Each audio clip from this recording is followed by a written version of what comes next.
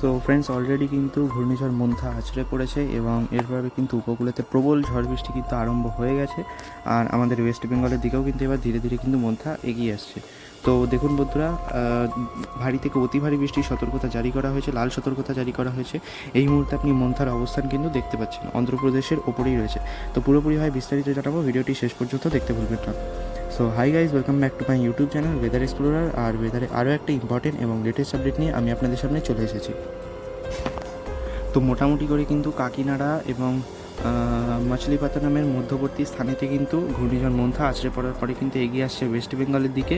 আমি wind gusting মোডে থেকে দেখাচ্ছি। এখন কিন্তু মন্থার গাস্টিং রয়েছে প্রায় 80 থেকে 90 কিলোমিটার পার ঘন্টা। এই গাস্টিংটা কিন্তু সমুদ্রের ওপরে রয়েছে। আর এরপরে কিন্তু আমাদের ওয়েস্ট বেঙ্গলেতেও হালকা হালকা কিন্তু হাওয়া মাঝে মাঝে হচ্ছে। আর আরব সাগরে একটা নিম্নচাপ রয়েছে, যদিও সেটা ঘূর্ণিঝড়ে পরিণত হবে না।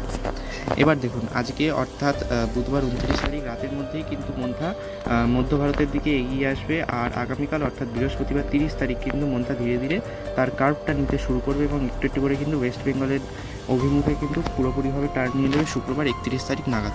আর তারপরেই কিন্তু বিহার ক্রস করলেই এসে যাবে ওয়েস্ট বেঙ্গলেতে। তো আমি যদি এই মুহূর্তে বৃষ্টির কথা বলি, কারণ এটাই সবচেয়ে ইম্পর্টেন্ট, কারণ মন্থা তো অলরেডি দুর্বল হয়ে গভীর নিম্নচাপেতে পরিণত হয়েছে। তো এর প্রভাবে কিন্তু আজকে অর্থাৎ বুধবার কিন্তু ওয়েস্ট বেঙ্গলের প্রায় সব জেলাতেই কিন্তু মেঘলা আকাশ থাকবে এবং বিক্ষিপ্তভাবে হালকা থেকে মাঝারি বৃষ্টিপাত, কোথাও কোথাও কিন্তু ভারী বৃষ্টিপাত হতে পারে। বজ্রবিদ্যুৎ সহ কিন্তু এই বৃষ্টিপাতটা হওয়ার সম্ভাবনা আমরা দেখতে পাচ্ছি। দুর্গাপুর, বর্ধমান এইসব জায়গাতে কিন্তু দুপুর বা সন্ধ্যের কাছাকাছি সময়তে কিন্তু বজ্রবিদ্যুৎ সহ মাঝারি বৃষ্টিপাত হতে পারে। আর কলকাতা সহ তার পার্শ্ববর্তী উপকূলীয় জেলাগুলোতেও কিন্তু আজকে হালকা থেকে মাঝারি বৃষ্টিপাত হওয়ার সম্ভাবনা আমরা দেখতে পাচ্ছি। সকাল থেকেই সেই বৃষ্টিটা হয়েছে, ভোর রাতেও কিন্তু কিছুটা বৃষ্টি দেখা গেছে। অলরেডি কিন্তু ফ্রেন্ডস মধ্য ভারত, ছত্তিশগড়, বিহার, ঝাড়খণ্ড সব জায়গাতেই কিন্তু বজ্রবিদ্যুৎ সহ বৃষ্টিপাত হচ্ছে।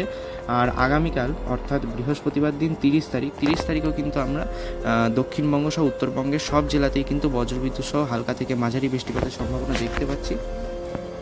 একটু একটু করে কিন্তু ফৈজাবাদ, পাটনা, পূর্ণিয়া এবং তারপরে হচ্ছে বারহারিয়া, দ্বারভাঙা, বিটানগর, শিলিগুড়ি, আলিপুরদুয়ার এইসব এলাকাতে কিন্তু একটু একটু করে বৃষ্টি আগামীকাল কিন্তু বাড়বে।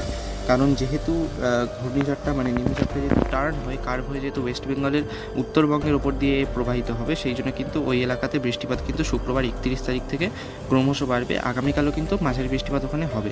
শুক্রবার 31 তারিখ নাগাদ কিন্তু আমাদের দক্ষিণবঙ্গের সব জেলাতেই মেঘলা আকাশ থাকবে এবং কোথাও কোথাও কিন্তু বজ্রবিদ্যুৎ সহ মাঝারি বৃষ্টিপাত হতে পারে। শনিবার দিন 1 তারিখও কিন্তু এর প্রভাবে দক্ষিণবঙ্গেতে মাঝারি থেকে ভারী বৃষ্টিপাত হওয়ার সম্ভাবনা রয়েছে। তবে শুক্রবার 31 তারিখ এখানে যেটা সতর্কতার বিষয়, সেটা হচ্ছে নিম্নচাপটার ভারী কনভেকশনের কারণে, হেভি কনভেকশনের কারণে কিন্তু ওয়েস্ট বেঙ্গলের উত্তর দিনাজপুর, দক্ষিণ দিনাজপুর, মালদার কিছুটা অংশ, আর শিলিগুড়ি, দার্জিলিং, আলিপুরদুয়ার, জলপাইগুড়ি এবং বাংলাদেশের রংপুর, কালাই, ময়মনসিংহ আর বাকি উত্তর পূর্ব ভারতের গোয়ালপাড়া, গুয়াহাটি, শিলং এইসব জায়গাতে কিন্তু ভারী থেকে অতি ভারী বৃষ্টিপাত বা চরম ভারী বৃষ্টিপাতের কিন্তু আমরা সম্ভাবনা দেখতে পাচ্ছি আসাম এবং তার পার্শ্ববর্তী সব অঞ্চলেতেই। অর্থাৎ এই উত্তরের পাহাড়ি অঞ্চলগুলোতে কিন্তু যথেষ্ট পরিমাণে ক্ষয়ক্ষতির সম্ভাবনা আমরা দেখতে পাচ্ছি।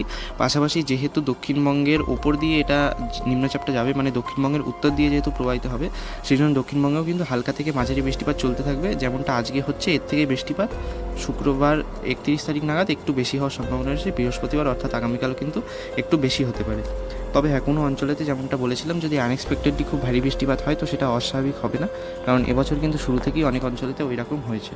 এবার তারপরে সোমবার 3 তারিখ থেকে রবিবার 2 তারিখের পর থেকে কিন্তু অরুণাচল প্রদেশ সহ বাকি সব জায়গাতেই এবং ওয়েস্ট বেঙ্গলেতেও কিন্তু পরিস্থিতি স্বাভাবিক হতে থাকবে শনিবার 1 তারিখের পর থেকে। আর সোমবার 3 তারিখ নাগাদ কিন্তু রৌদ্রোজ্জ্বল পরিস্থিতি কিন্তু আমরা দেখতে পেতে পারি। আর সময়ের সাথে সাথে একটু একটু করে কিন্তু ডিউ পয়েন্ট এবং টেম্পারেচার দুটোই কিন্তু নামতে থাকবে। আর আপাতত এই ঘূর্ণিঝড়টা প্রবাহিত হয়ে যাওয়ার পরে তার পরবর্তী 10 দিনেতে সেরকম কোনো নিম্নচাপ বা ঘূর্ণিঝড়ের সম্ভাবনা কিন্তু আমরা বঙ্গোপসাগরে দেখতে পাচ্ছি না। সো ফ্রেন্ডস, আজকের জন্য এটুকুই। দেখা হচ্ছে নেক্সট ভিডিওতে। ইম্পর্টেন্ট আপডেট জানার জন্য আমার চ্যানেলটিকে সাবস্ক্রাইব করতে ভুলবেন না। Good bye.